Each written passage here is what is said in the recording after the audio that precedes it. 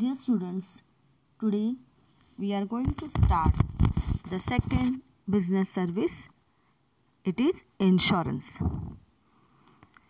In this topic, we are going to cover the meaning of insurance, then basic terms used in insurance, and types of insurance like life insurance, marine insurance, and fire insurance, and various policies which comes under this.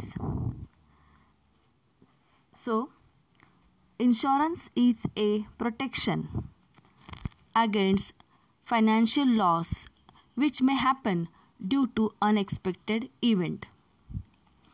We are facing so many risks in our individual life, like sudden accident may occur or premature death can be there due to various reasons, due to which family suffers great loss.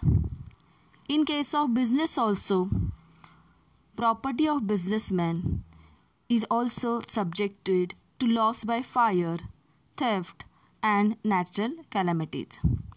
So, here insurance is a device by which loss suffered from various risks to an individual and business can be minimized. Risk cannot be avoided definitely. At the most, a provision can be made to make good the monetary loss arising from such risk. Insurance is an arrangement by which risk of loss due to natural calamity or contingency can be covered, and the party suffering the loss can be indemnified. The insured means the policy holder has to pay a certain fixed sum of money on timely basis to the insurer. Insurance thus aim at reducing the intensity and incidence of risk and uncertainty to which human life and property are exposed. It does not totally eliminate risk, but it only provides monetary compensation against such losses. Thus, we can say insurance is an arrangement done by a prudent person to take coverage or protection for uncertainty which may arise in individual life or in business. In our country, under the public sector, LIC, which was established in 1956, providing insurance services to all of us. Under private sector, HDFC, ICICI, Max Life Insurance Company Limited are some of example which also provides various policies to people through which they can protect their business property and life. तर विद्यार्थी मित्रांनो, आज आपण business services या धड्यामधील दुसरी सेवा जी व्यवसायासाठी दिली जाते, इन्शुरन्स, की ज्याला आपण विमा असं म्हणतो, त्याचा अभ्यास करणार आहोत. यामध्ये आपण विमा म्हणजे काय आणि विम्याबद्दल ज्या काही कन्सेप्ट यूज केल्या जातात त्याचा डिटेलमध्ये अभ्यास करणार आहोत. तसंच विम्याचे प्रकार म्हणजे जसं लाईफ इन्शुरन्स आहे, त्यानंतर फायर इन्शुरन्स आहे, मरीन इन्शुरन्स आहे, ते बघणार आहोत. आणि या प्रकारामध्ये कोणकोणत्या पॉलिसीज दिल्या जातात त्याचाही अभ्यास आपण यामध्ये करणार आहोत. तर इन्शुरन्स म्हणजे काय? तर ॲक्च्युली इन्शुरन्स हा दोन व्यक्तींमध्ये झालेला करार असतो. इथं जी कंपनी नुकसान भरपाईची हमी देते ती म्हणजे विमा कंपनी, तसेच ज्या व्यक्तीला अशा प्रकारची हमी देण्यात येते अशा व्यक्तीला विमेदार असे म्हणतात. तुम्हाला माहिती आहे की विमा का आवश्यक आहे? सामान्य माणसाला सुद्धा विम्याची आवश्यकता आहे, कारण आपलं मानवी जीवन हे अनेक अनिश्चित धोक्यांना फेस करत असतं, की वेगवेगळे इन्सिडेंट होऊ शकतात. प्रत्येकाच्या जीवनामध्ये वेगवेगळ्या प्रकारचे धोके हे आयुष्यामध्ये येऊ शकतात, की जसं की अपघाती मृत्यू होऊ शकतो किंवा अकाली मृत्यू होऊ शकतो. तसंच व्यावसायिकांना सुद्धा अनेक धोक्यांना सामोरे जावे लागते. आपण म्हणतो की always risk is there in business. On the contrary we are saying in business risk is always chasing business. म्हणजे बिझनेस करताना नेहमी रिस्क हीच असतेच.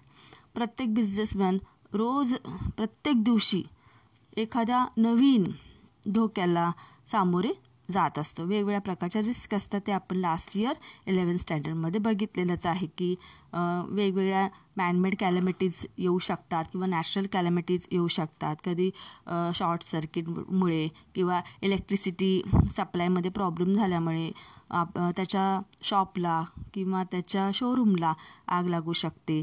कधी चोरी होऊ शकते दुकानामध्ये, कधी ॲक्सिडेंट होऊ शकतो मालाची वाहतूक करत असताना, आणि यामध्ये त्या व्यावसायिकाच्या मालाचे, दुकानाचे किंवा त्याच्या संपत्तीचे नुकसान हे होऊ शकते.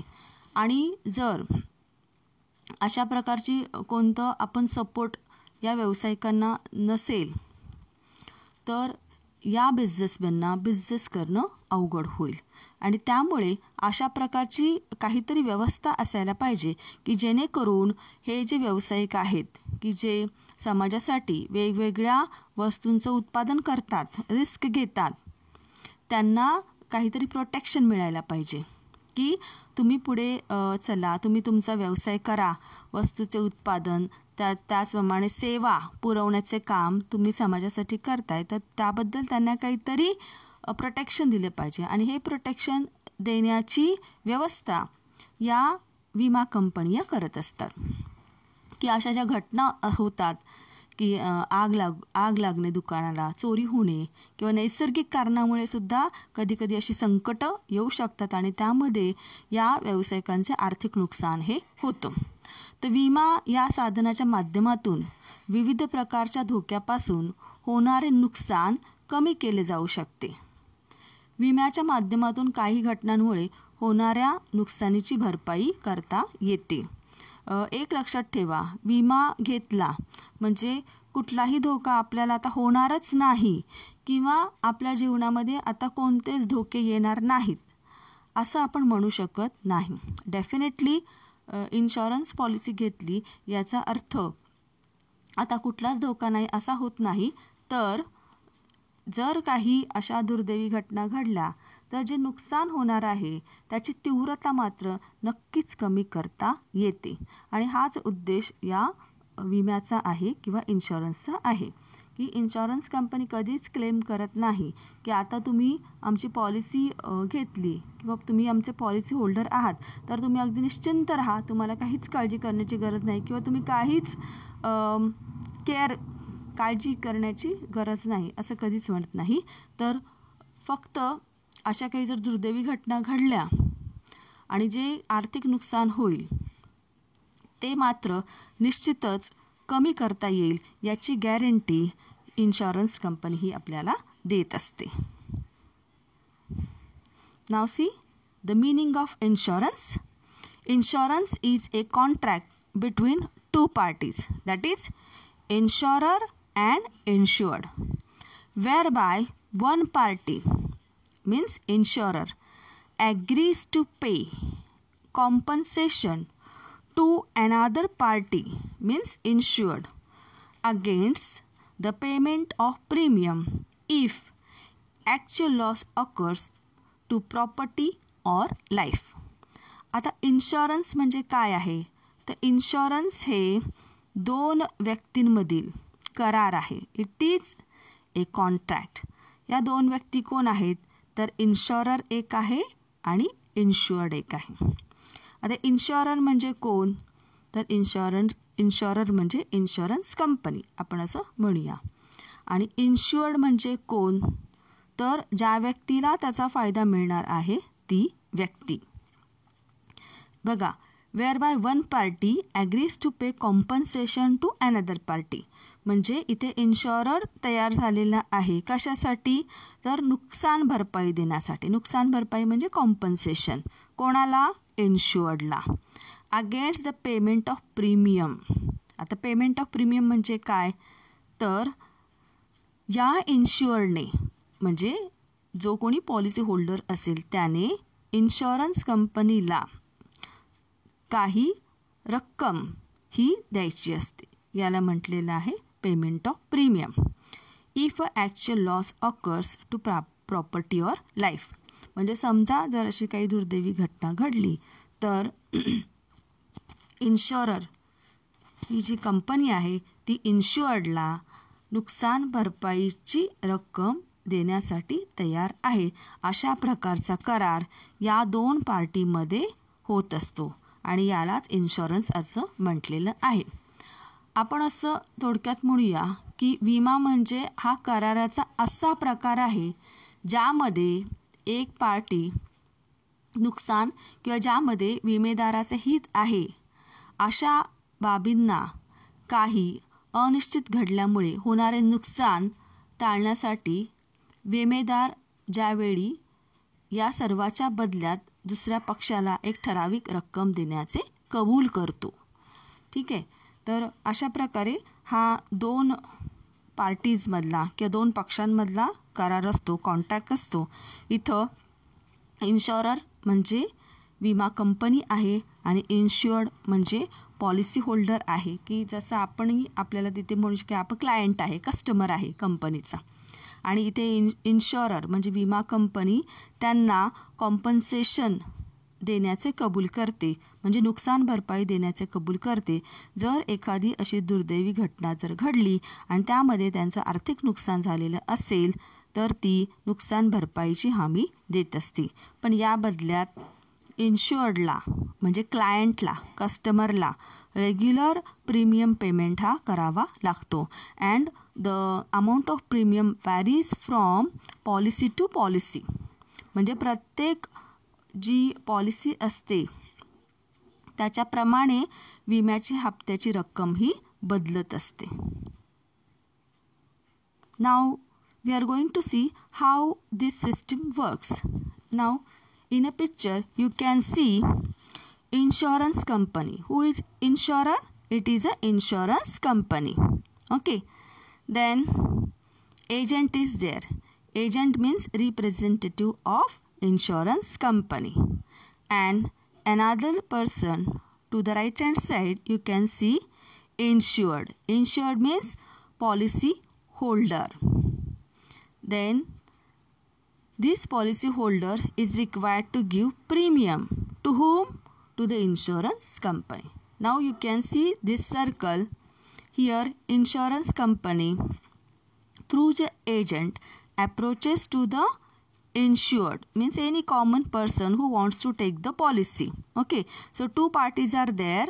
Insurer means insurance company and insured means policy holder, the person who wants to take the policy to cover all the uncertainty in life or in a business. So these two parties are there in insurance and there is a contract between these two parties. Here the insurance company gives the assurance to the policy holder that if any mishap or unfortunate incident happens and if that person suffer any loss, financial loss, then surely insurance company is compensating some amount. Okay, and for that the policy holder is required to give some amount as a insurance premium, some money to the insurance company regularly. So this is the circle how the insurance policy, how the benefit works which are offered by the insurance company to the policy holder. And this agent means these are the people who are the representatives of the insurance company. So the common person or a businessman with the help of agent can enjoy all the facility which are offered by the insurance company. So remember, in insurance, it is a contract between two parties.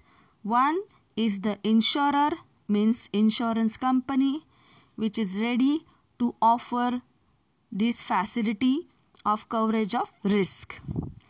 And another is the insured, means policy holder.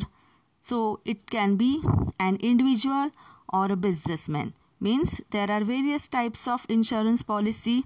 We the common people can also take the insurance policy, and some special policies are there for a businessman. So this is a contract between two parties, insurer and the insured. Okay, here the insurer assures the insured that if any unfortunate things or mishaps happen and that insured suffers the financial loss, then company is ready to give the compensation to that person, to the policy holder.